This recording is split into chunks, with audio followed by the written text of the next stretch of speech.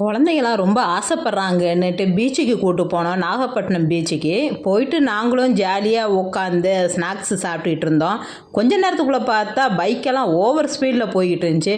என்னடா இவ்வளோ ஸ்பீடாக போகுதுன்னு பார்த்தா ஒரு செகண்டு பயங்கர காற்று அடிக்க ஆரம்பிச்சிருச்சு. நாங்கள் உடனே அங்கேருந்து எந்திரிக்க ஆரம்பிச்சோம். நாங்களும் எத்தனையோ தடவை பீச்சுக்கு போயிருக்கோம். இந்த மாதிரி புயல் காற்று வந்ததே இல்லை, நாங்கள் பார்த்ததும் இல்லை. நாங்கள் நைட்டில் வந்து 9 மணி வரைக்கும் கூட நாங்கள் அங்கே உட்காந்துட்டு வந்திருக்கோம்.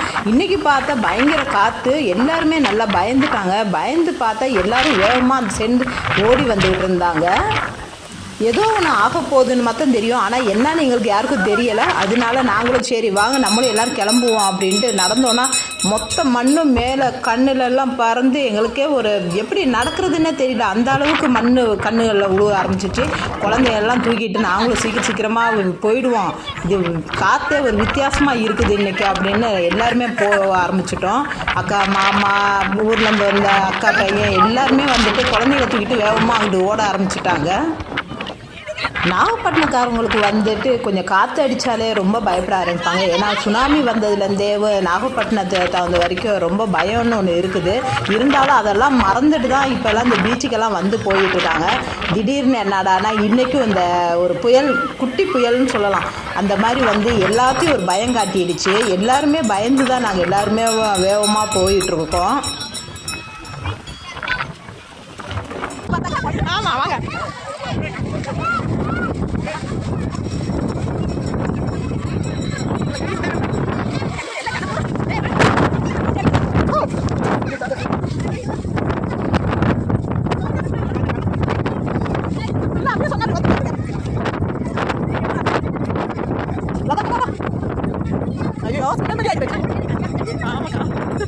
எல்லாரும் ஓட விட்டாச்சு.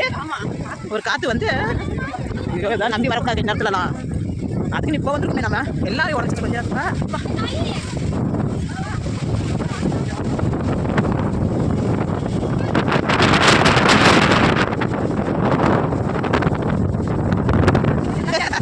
ஐயோ போனதெல்லாம்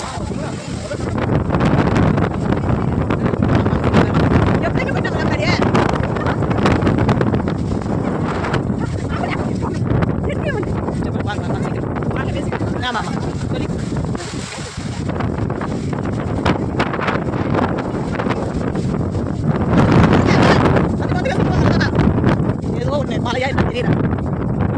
இந்த மாதிரி நம்ம பார்த்ததே இல்லை. எல்லாரையும் ஓட கொஞ்ச நேரத்துக்குள்ளே பாருங்கள் பீச்சில் ஒரு ஆள் கூட இல்லை, எல்லாருமே கிளம்பி போயிட்டாங்க. அது பார்த்தோம் நாங்களும் சீக்கிரம் கிளம்பிட்டோம் அங்கேருந்து.